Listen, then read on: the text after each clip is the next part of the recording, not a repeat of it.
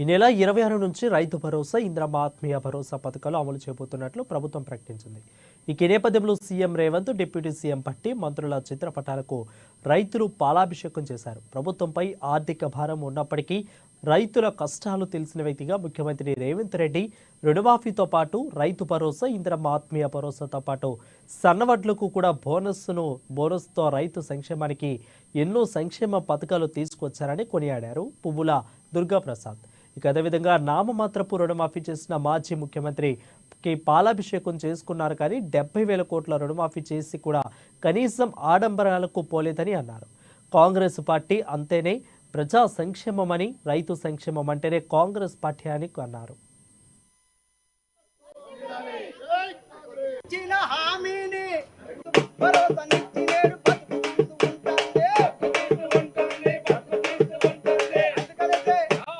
ఇవాళ ఒక రైతుగా నేను ఇవాళ గర్వంగా చెప్తున్నది ఏంటంటే, ఇవాళ కాంగ్రెస్ ప్రభుత్వం వచ్చాక ప్రజాపాలన, ప్రజల పాలన, ప్రజల కోసం పనిచేసే పాలన.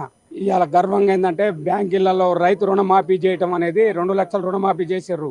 12,000 భూమి లేని వాళ్ళకి 12,000, భూమి ఉన్న వాళ్ళకి 12,000 రూపాయల చొప్పున గవర్నమెంట్ రైతులందరినీ గుర్తించి ఇవాళ 12,000 రూపాయలు మా రైతులకి ఇస్తున్నారంటే నిజంగా ప్రభుత్వంలో డబ్బు లేదని అంటున్నారు.